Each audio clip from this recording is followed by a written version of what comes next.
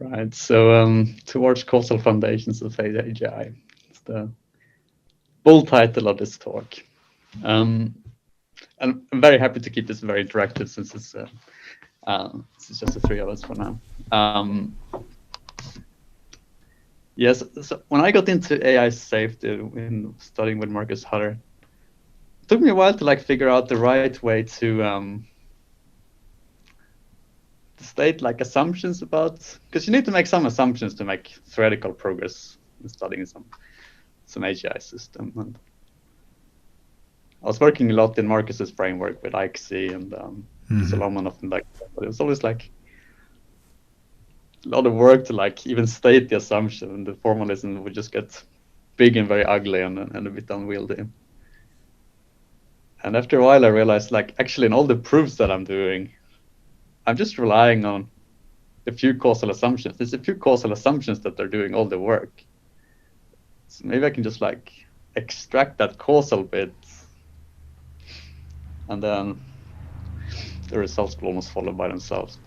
So that basically led to the agent incentives paper, which you were just talking about. You can just figure out incentives. That's a big step in my mind. I've read Hutter's work, but where is anything causal there somehow? I mean, the structure of a Solomonov induction-based agent seems. How do you put causality into that framework or see it emerge? Right, no, that's a good question.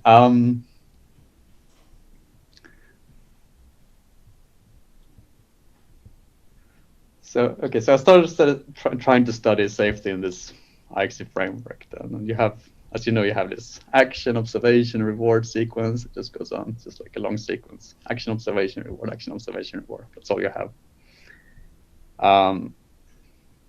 But you can't really.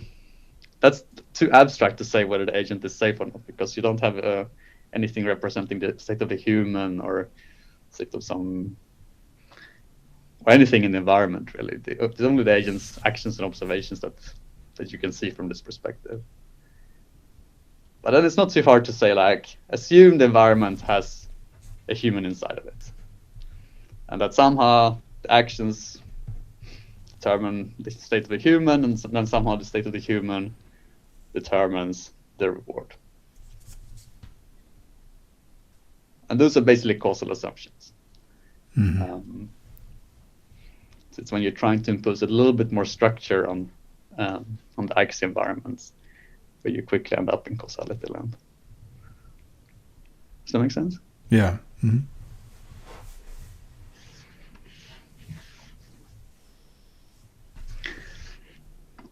Yeah, so then that was like the first step for me towards causality, and then I think it just says so much about different aspects of agents. Agents sort of shaped in the training by causal relationships, and then a lot of the sort of ethical properties that we care about, like fairness or harm, they're also like, they're fundamentally about counterfactuals. And counterfactuals is also something that's just very naturally expressed in causal language. Yeah, so I'll say a little bit about these things, but that's like the rough path where we're going. Cool. Yeah, so first of all, we have this causal incentives working group. So if you end up interested in this stuff, just reach out. We have like seminars every 2 weeks, and a website where we list our papers. So I think I mostly said this. Yeah, so the slides are basically my slides from the AAI tutorial that we gave a few weeks ago. That tutorial was 2 hours long, so I'll skip over a bunch of things. If there's something that's particularly interesting, we can stop there. Otherwise, I'll probably talk a little bit about how much do you guys know about causality? Like, is it quite familiar, or should I do a little bit of background about causality? We understood the diagram examples, for example, that were in the causal incentives paper. That's good. Structural causal models. That's my background. I think Dan has studied it a little bit more in the past. Right. Okay, no, that's good. You have some background in it. Maybe I'll wear my skepticism on my sleeve at the beginning. So I have studied Pearl's work. I haven't done all the exercises, so maybe I don't count as really having understood causal models. But I guess the point where I'm going to ask several questions over the course of this talk is something about the discovery of causal structure and where that, I mean, it seems like there's a lot of difficulty hidden in that part, or maybe not necessarily even discovery, but aggregation. So when you talk about these causal diagrams, they're rather high level categories, and it's not so clear to me, for example, when you talk about discovering agents in complex systems, whether the crisp looking hypotheses that appear at the sort of high level can somehow be relied on when you have to infer that high level diagram from very complex, I mean, maybe orders of magnitude more like sort of small entities. So I guess that's where I'm maybe not completely ready to sign on the dotted line and start working on this. So I realize that's like a lot of things to deal with, and you don't have to cover all that right now, but I'm just, maybe it's worth knowing at the outset. This was like a great discussion to be had, honestly. I mean, this is work in progress. So let's bring those objections up when we get there, and we can develop up. Yes, there's a bit about modeling agents, which sounds like it's... I'm happy to spend like almost the entire time on this. Otherwise, there's also, we have a few slides about fairness, a few slides about misspecification. The agent might influence the reward that it gets in appropriate ways. It touches a little bit on decision theory as well. Sorry, do you mean like misspecification of what, of the model against the world, or of like of the causal model, or of something else being misspecified? Sorry, misspecification is a vague term. So in particular here, I mean, you try to train the agent with some kind of reinforcement learning or supervised learning, where you give a thumbs up if the agent does the right thing, thumbs down if the agent gets the wrong thing. And you try to train the agent in this way.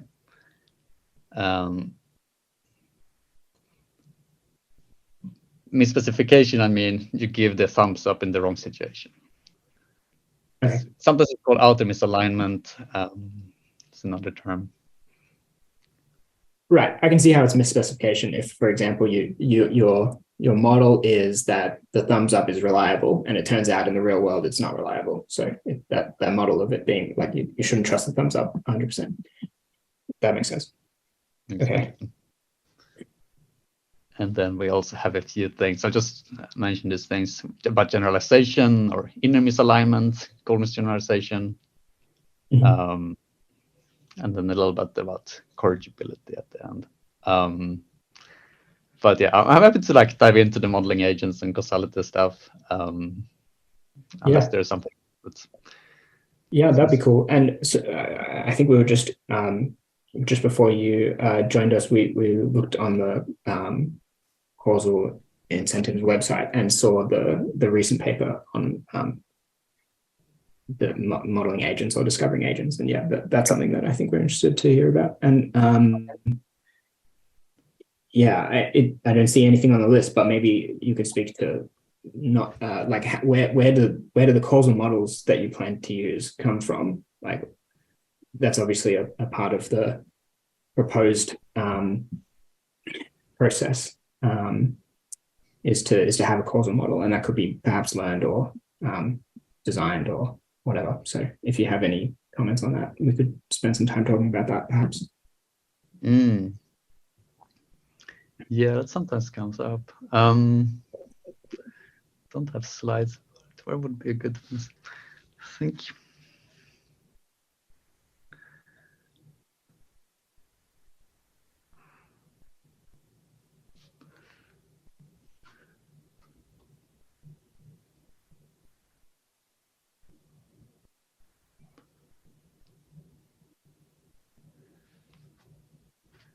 Yes, I think in our work, we often end up using sort of common sense understanding to come up with the causal models. And I think that's something that's reflected also in like Pearl's latest work. Like if you read the book of why, it's almost nothing about causal inference. Mhm. Sometimes when people say causality, they hear causal inference, that you have to somehow infer the graph with some algorithms, because that's where a lot of the early work on causality focused. Mhm.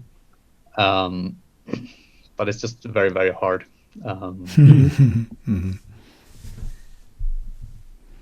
So I think for us, often we've just been using common sense understanding of the world. As humans, we have a pretty good understanding of the causal relationships between the world. We know that the agent's action maybe influences the human's preferences in some way, rather than vice versa. Yeah, here's just tell me if we're getting ahead of things a little bit. But this, I think, for us, I mean, there was a bit of a confusion, at least for me, reading that paper on causal influence diagrams, where I guess I tended to think that I was looking for the structure inside the agent part, right? Like how the agent was processing information, but somehow, of course, the agent maybe is just like one vertex there, and then there's other things feeding into it and other things coming out of it. I suppose I'm willing to buy the sort of argument that we have some sufficient high-level common sense understanding of, say, the agent, environment, humans who will be affected, blah, blah, blah, and the arrows that go between them. But to what degree do you think it's critical that you're able to infer causal structure that's inside whatever that means, the agent itself? I do get a bit of a suspicion that lurking somewhere in this community is a wish/hope that the giant inscrutable matrices can be replaced, or an alternative found that is more suitable for this kind of analysis. Or we end up being able to crack them open somehow. Yeah, right. So I guess I'm... is it the case that you see basically either two things have to happen for this work to sort of pay off? One is that an alternative is found that is more interpretable by construction, or secondly, that interpretability of the giant inscrutable matrices really succeeds. Or am I missing like a third possibility? And is that like really good causal inference? Right.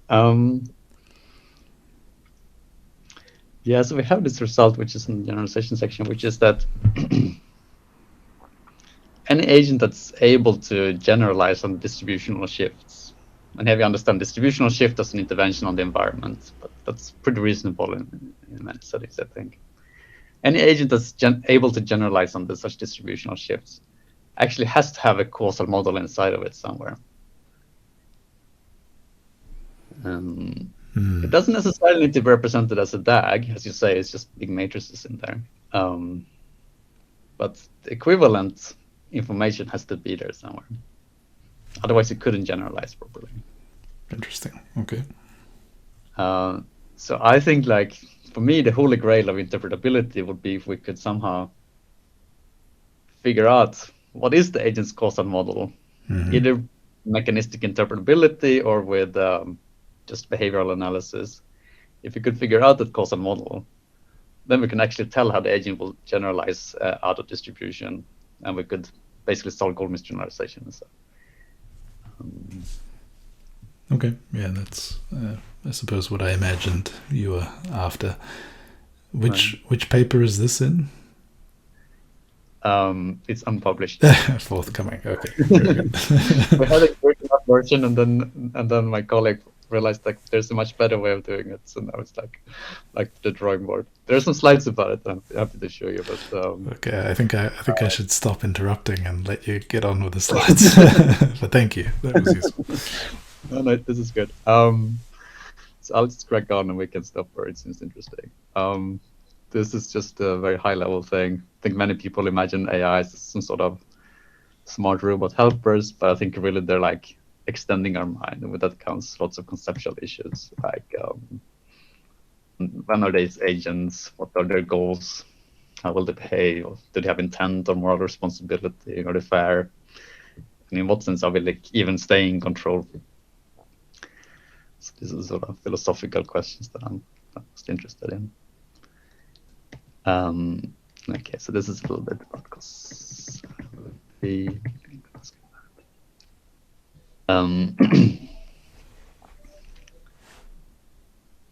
But you said you're very familiar with causality, so maybe I'll just skip this on this line. We can answer associational questions like, it's usually raining when the grass is wet. Will the grass be wet if we turn on the sprinkler and intervention? It's like round 2. We can figure out whether the sprinkler was the cause of the grass being wet using counterfactuals. For this, we need structural causal models. Is this fairly familiar, or should I go into this a little bit? Maybe you could say a bit more about the third. Yeah, no, that's actually quite interesting. Okay, so first we have Bayesian networks, this is for associational question. Then we have causal Bayesian networks, where I just match the direction of causality.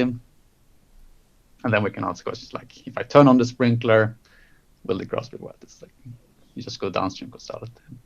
But the interesting thing is this counterfactuals then. Is it a sprinkler that caused the grass to be wet?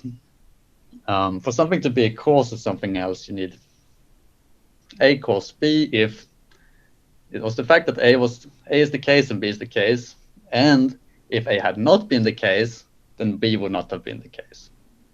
So we actually have to compare 2 counterfactual worlds here. We have to see, yes, for a fact the sprinkler was on, and for a fact the grass is wet. But we also have to think about, what if the sprinkler had not been on? Would the grass still have been wet? That's what we need to figure out. If we should answer whether the sprinkler was the cause. So to do this, we introduce what's called a structural causal model, an SEM, which is a refinement of a causal Bayesian network. Where nodes are split into exogenous variables, and these can be random, but they're not intervenable. And we have endogenous variables, which are deterministic, given their parents, and intervenable. So first we add these exogenous variables. And these represent everything we need to know in order to make the outcome of these endogenous variables deterministic. So at the extreme, they contain the random seed of the universe. Yeah. They may That not, makes sense. yeah.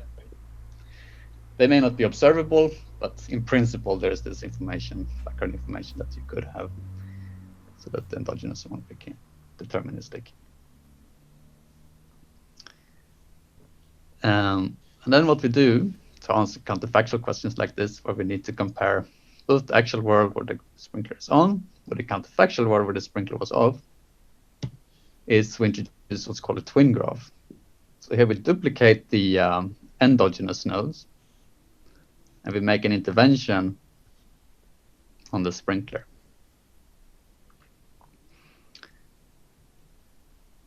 So what's happened here is that first we can use our information about the actual world, sprinkler is on, and grass is wet, to infer something about these background variables.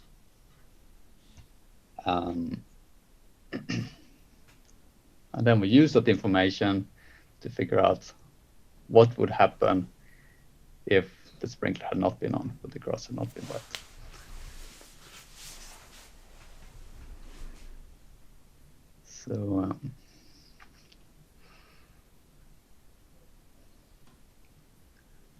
So for example, we say okay, the sprinkler was on, then probably it wasn't raining.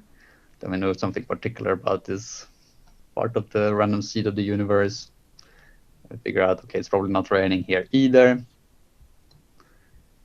Okay, now we intervene here in the counterfactual world, hypothetical world, and we set the sprinkler to be not on. So it's not raining, the sprinkler is not on, then probably the grass won't be wet either, because we know it's a function of these 3 things.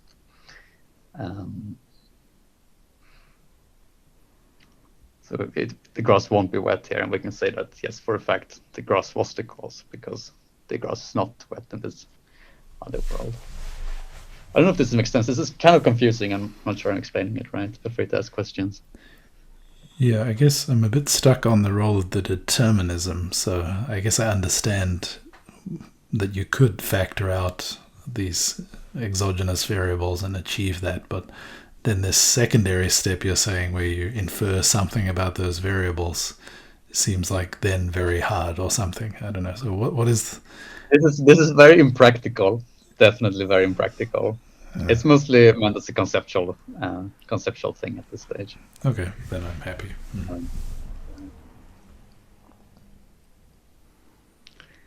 Then you have to add some extra assumptions if you actually want to do this in practice.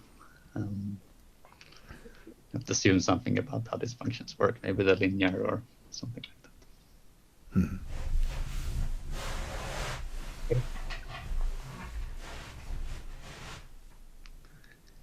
Yeah, but conceptually, I think this is still a little bit useful because many concepts that we care about, like say harm, for example, it's not just about what happens in the actual world. It's also what would have happened if, say, the patient didn't get the treatment. And if you want an agent to properly understand the concept of harm, the agent basically needs to understand this kind of thing about counterfactuals.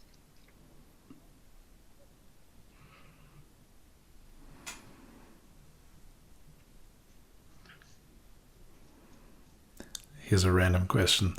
How much of the counterfactual reasoning you think humans are doing do you think is actually embedded in our language and that we just sort of carry out as a artifact of thinking in terms of the language, and how much do you think is like actually a cognitive process that is I mean, I guess you could say we imagine alternative scenarios, but I don't think maybe we do that very consciously, at least not very often. And so I'm sort of familiar with the Bayesian brain literature and the arguments for Bayesianism in cognitive processing doesn't seem to be very strong, frankly. And this seems like somewhat even more complicated. So are actual people doing counterfactual reasoning? And if so, where is the counterfactual reasoning taking place, do you think? I think we have models of the world. At least when I introspect, this is actually not such a bad picture of what's going on. When I introspect myself, I'm like, what would have happened if I didn't go to university or whatever? Sometimes you daydream like that, and then you basically use your model of the world. You have like some kind of dynamics model, and it's like, okay, probably this would have happened and this might have happened. You sort of use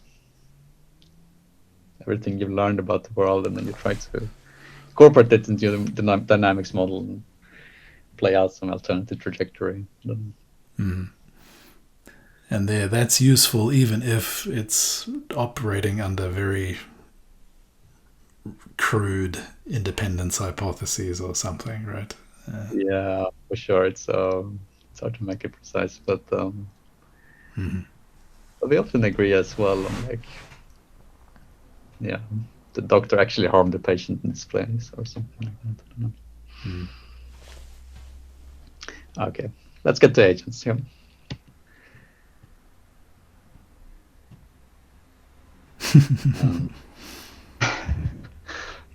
Yeah, there should be a few more words in this sense. But basically with agents, we just think of anything that supports an intentional stance. Are you familiar with the intentional stance? We should speak a little bit to this. I haven't thought about this for a long time, so maybe you could remind me, please. Yeah. Yeah, so the thought is that it's a physical universe.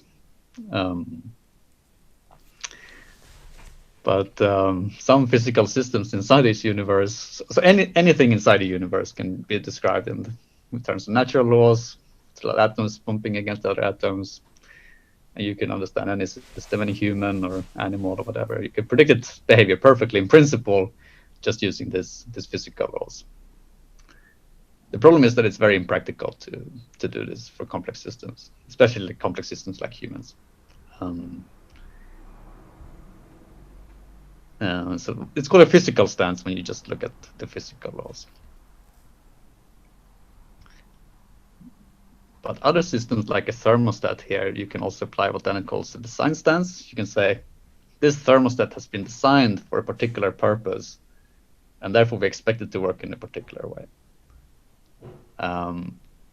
And it also, and the intentional stance is something you can apply to an even smaller set of systems. We can think, say, the thermostat, or actually the thermostat is my favorite. Say, the cat came inside because it was hungry. We can understand this complex system of a cat with just a few sentences because we can reason about it in terms of its beliefs and its desires. So any system about which we can reason in terms of beliefs and desires, that's the kind of system that we say supports an intentional stance.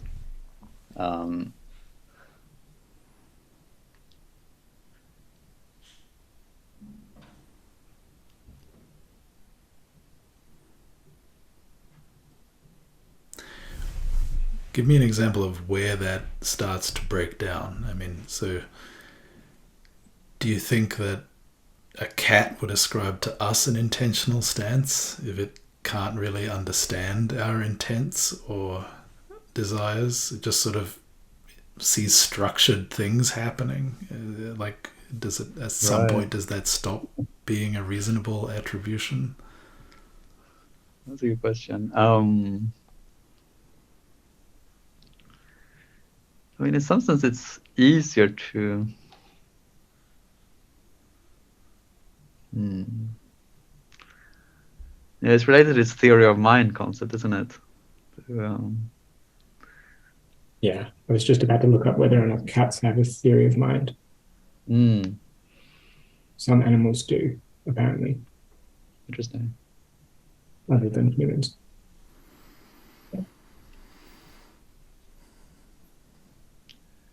Well, it's that they seem not orthogonal, but not the same thing. You could ascribe intents to things even if you think that they don't. Well, even if you don't understand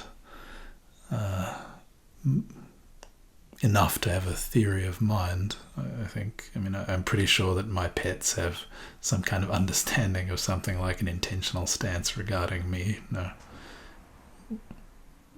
Yeah, I would suspect so. Yeah, interesting. Yeah, I mean, the other common border case that people mention is like the thermostat, which you can say is like it's trying to get the room to a particular temperature. So you can ascribe an intentional stance, but on the other hand, it's such a simple system that it's almost as easy to understand. It's just like a few electrical circuits interacting with each other, like a physical.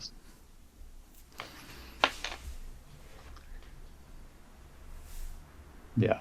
Anyway, the reason this slide is there is just agents are not something mystical. It's just certain complex systems are easier to understand in terms of beliefs and desires than at the physical level.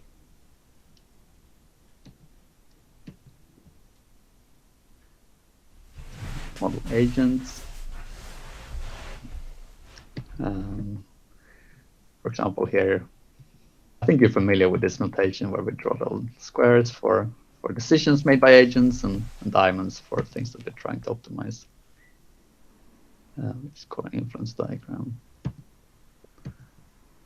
Games, we can have different players. Bandits, we're not going to go into. Wait, maybe that was a bit fast. I don't think I necessarily understood all this. This slide? Yeah, what's with the multiple agents here? Right, so this is just like an influence diagram.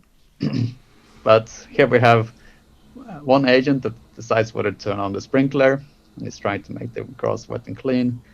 And then there's another agent that's deciding whether to run the lawnmower, and it has some other objective, maybe to keep the garden tidy or something.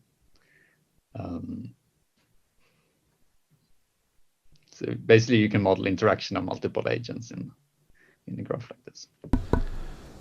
So this paper Hammond et al., what is that claiming? So this is really a multi-agent influence diagram so far, which is this Color Mills paper from 2003, which is a really nice paper. And then, but they don't do anything causal with it. They just do a little bit of game theory. Yeah, basically compared to an extensive form game, this is just like such often much nicer way to represent games, because the game tree even for this diagram would just be like you try to draw a game tree, but here you can quite clearly see which things influence each other.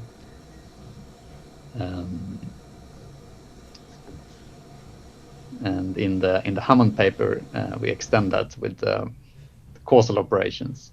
And the interesting thing about causality when you have agents involved is that you have two types of interventions, whether the agent is aware of the intervention or whether the agent is not aware of the intervention. Because if the agent is aware of the intervention, you will adapt its behavior, so you get a very different dynamic. That's actually what my next slide is about. What does it mean to be aware of an intervention? I mean, obviously, you mean it's aware of the value of the intervention, or aware that an intervention was made? Aware that the intervention was made, yeah. And yeah.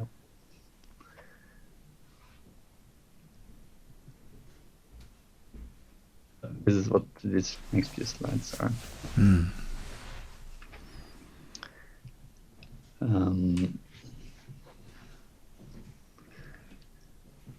Let me actually start here.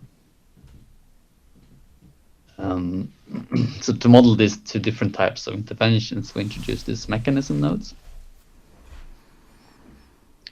where a mechanism node describes how the normal node relates to its normal parents. So the weather here doesn't have any parents, so the mechanism node for weather just specifies a distribution. How often is it sunny? How often is it raining? I see. So the mechanism node for this. I see. So it's an intervention on the actual. I mean, I guess is it deterministic still here, or anyway, an intervention on the distribution itself? Is that how I'm supposed to think about this? Yeah, it's an intervention on the distribution itself. It's like maybe before the intervention it rained with 50% probability. After the intervention it rains with 75% probability, something like that. Yeah, like the sprinkler node here, it has one parent. So the mechanism node here will specify the conditional distribution. Given that it's raining, what's the probability that you turn on the sprinkler? Given that it's sunny, what's the probability that you put on the sprinkler? And the gross response here is for any assignment of the parents above, what's the probability that the gross becomes nice and green.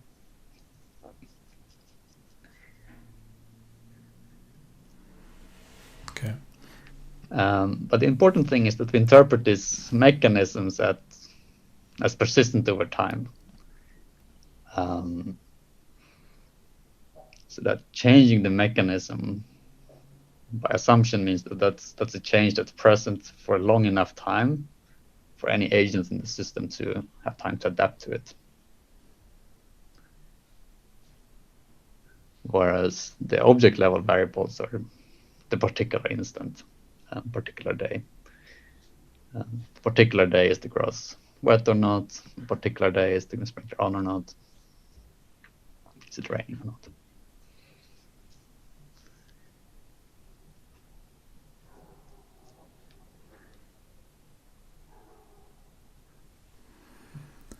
So with this distinction between mechanism nodes and object level nodes, we can make the distinction between interventions that the agent is aware of or is able to adapt to, and interventions that the agent is not able to adapt to.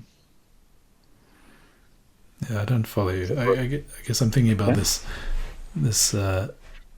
mechanism intervention. I mean, I could just think of that as a normal intervention if I just have my probability distribution just kind of do one thing if it has one value from some input and do something else from some other input. So where is you sort of refer to something like time scales for agent adaptation, but maybe I'm not clear on where the loop is here. So it's like I'm thinking about the agent adapting over the course of multiple days or something.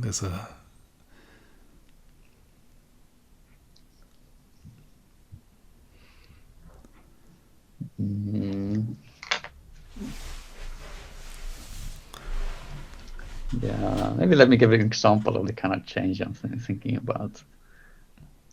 Let's say we change the grass types. I don't know, just hypothetically, we go into some strange world where grass becomes dry if you water it. If we make that change in a persistent way, so that Mr. Jones, who owns the house, is now quite adapted to this new world, then he will change his sprinkle policy. So he will water the grass when it's raining, and he will not water it when it's sunny. So changing the type of world we're in changes Mr. Jones's policy. Nice.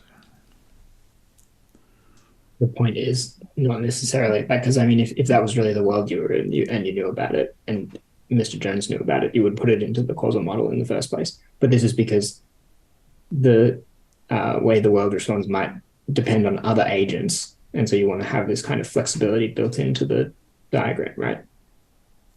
It's really about being able to respond to other agents, or is there some value that you get in some situation by having that kind of mechanism, or the response of the grass to the watering being being something that you have as like a parameter within the diagram? Is there some value to that? Yeah, so the way we think about agents, there are things that are trying to achieve a particular outcome. The reason that Mr. Jones here is turning on his sprinkler is that he's trying to achieve a nice wet lawn. So agents are really systems that are trying to achieve a particular outcome. And this means that if you change the mechanism of something that they're trying to influence, they will adapt their behavior. Okay. So what's the benefit of modeling it this way, as opposed to, for example, changing the causal model, and then you've got two causal models before and after the change, and compare the policy that kind of you solve for?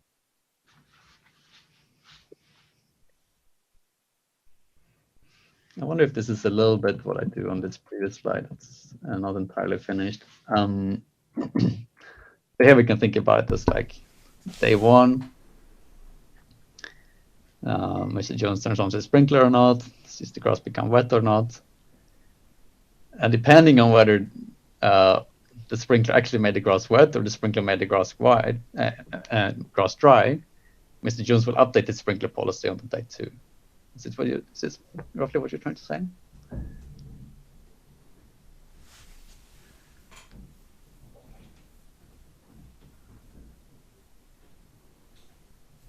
Are these the kind of nodes that you would normally like fold together, S1 and S2, or W1 and W2 into the diagram itself?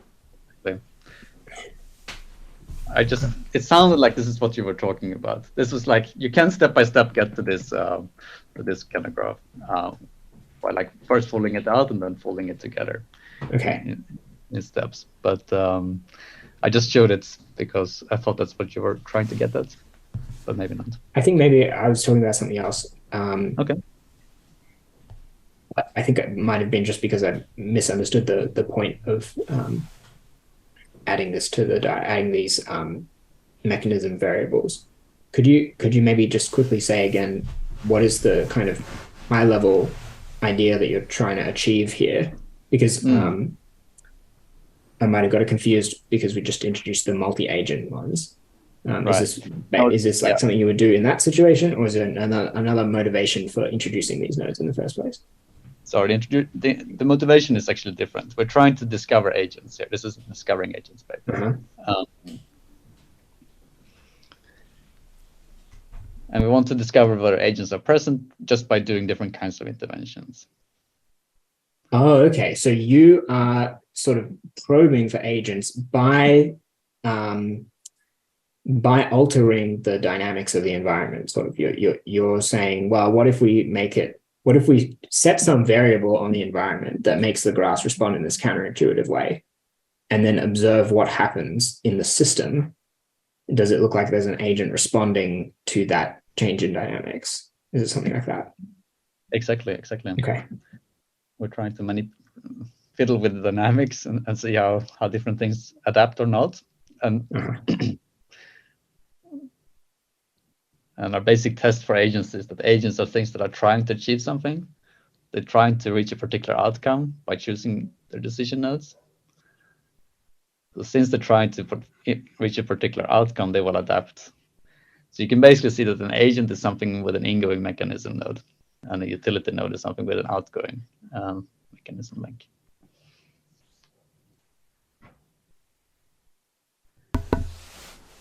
Yeah, okay.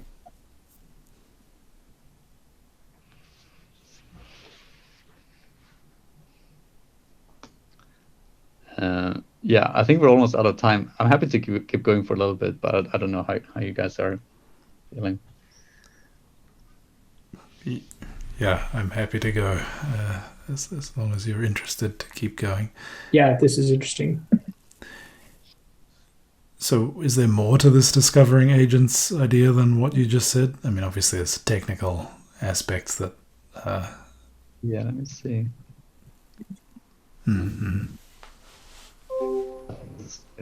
So this is basically the idea. We're trying to have a way to figure out where agents are based on experiments, based on fiddling with the dynamics of the system.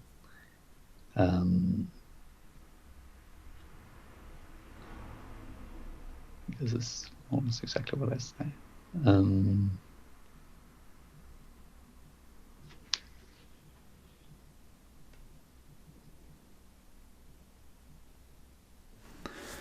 So this presumes an agent that...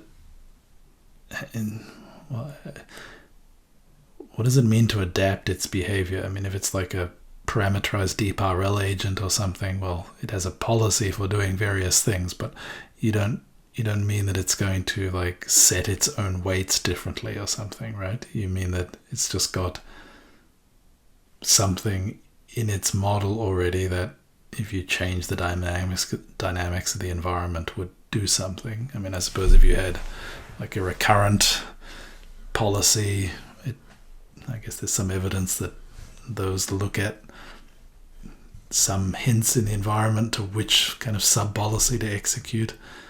But then that would respond to any change in the environment or something. So how is this just not like always true or something?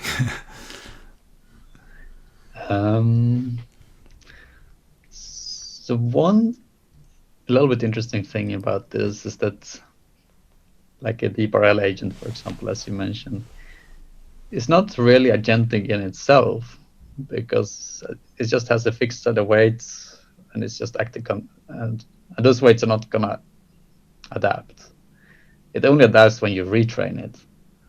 So this deep RL agent only achieves its agency through its training process. Yeah, but I seem to remember there was, I forget his name, but one of the people in the neuroscience group where you are at DeepMind had a paper years ago now, but it was talking about how they were reproducing some experiments that were done with people previously where you shift maybe it was like even one-armed bandits or something, you shift the distribution, and if you have a recurrent policy and it's sort of trained, or maybe that's the key point, I mean, it's trained with like multiple different environments, there's something in the recurrent policy that actually looks at it's sort of, first of all, detecting... Context learning. Yeah, doing something like in context learning. It wasn't called that back when this paper was published, but... Meta learning, probably, yeah. Yeah, it was like looking to see which particular distribution it was and then would make predictions based on that, like kind of as if it was instantiating some kind of sub-policy. I mean, I could imagine, would that count as agentic? Yes. Yeah, okay. Yeah, I think with meta learning, we're in the... meta learning and context learning, we're in like proper agents land that are sort of agentic in themselves rather than just through the training process. Mm-hmm. No, that's the point actually. Okay, so GPT-3 sets off your fire alarms then. No, and that's generally one of the reasons I'm really interested in these agents. Like, when do these big language models become agentic? Like, in what sense? Yeah. Mm-hmm. Yeah, that's quite interesting. I haven't thought about the distinction that certain static policies are not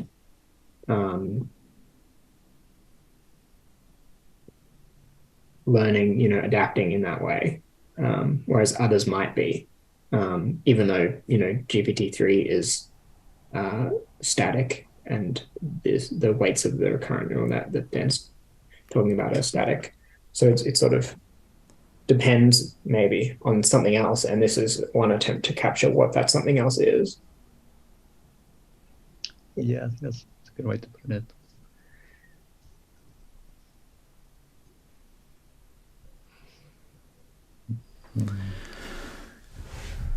Don't immediately pass this part B here. Utility variables are those where changes in distribution are responded to even if downstream effects are removed. Yeah, so this is you could call it technicality, but this is perhaps responding to your comment, like, wouldn't anything count as an agent under this definition?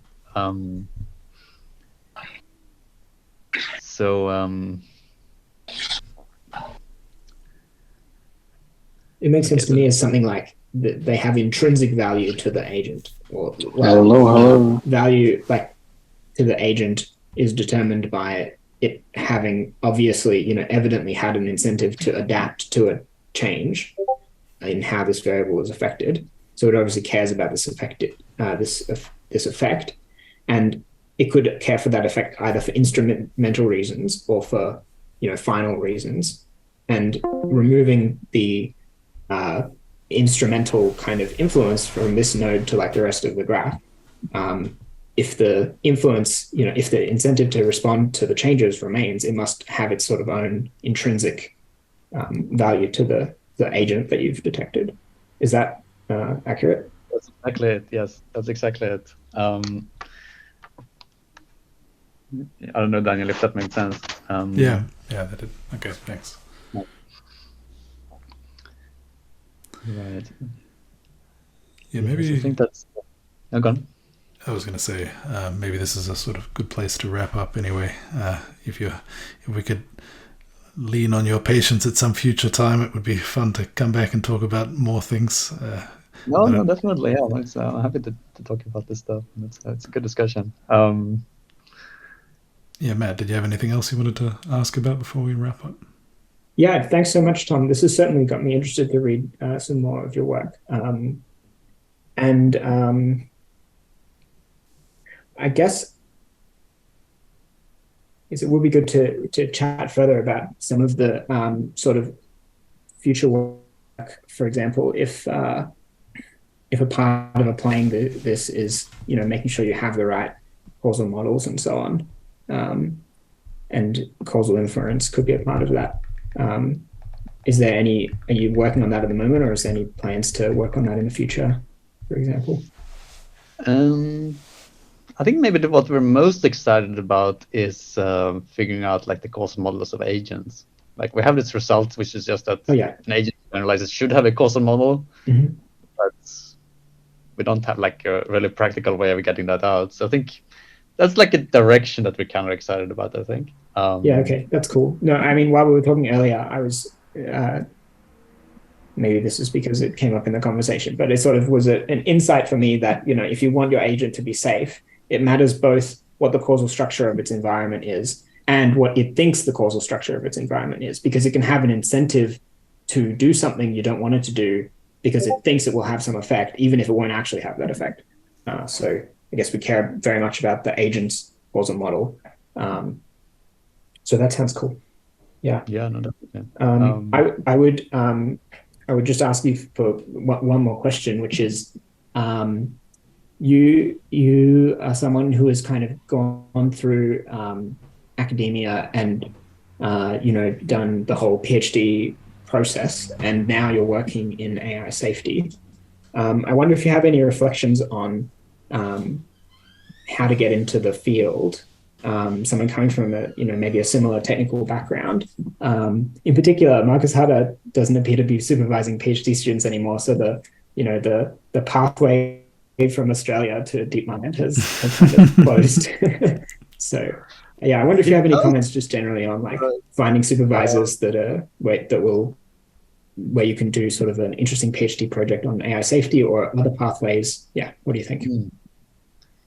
Yeah, I mean, Marcus does actually supervise a few PhD students, though. Okay. So it's not completely out of the question that he will take another on, I think, especially if that's the kind of theoretical angle that you like. Otherwise, there are places like Chai, obviously, California. There's a few places in Canada as well. Jacob Forster and stuff like that. David Kruger in Cambridge definitely takes on PhD students on AI safety. I'm looking into him at least so far. I haven't got through the rest of these names but I'm writing these down, so this is good. Yeah, good.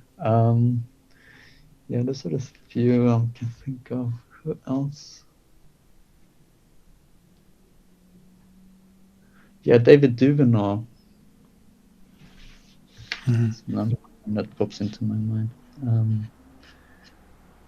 He supervises a few PhD students on this topic. Where is he actually? I think it's in Canada somewhere. Okay.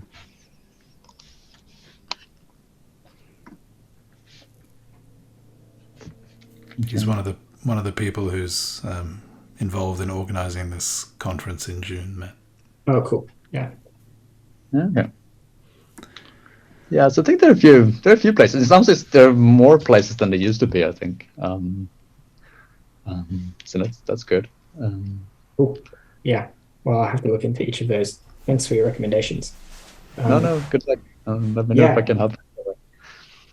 Yeah, well, thanks so much for coming along to chat to us about your work. This has been really interesting and enlightening. And I'll look forward to reading some more of your papers, and maybe I'll be in touch if we have any questions, or if I have any questions. No, definitely be in touch. I'm very happy if you are. Yeah, thanks a lot, Tom. And all right, all the best and good luck. Yeah. Yeah, you too. All right, cheers.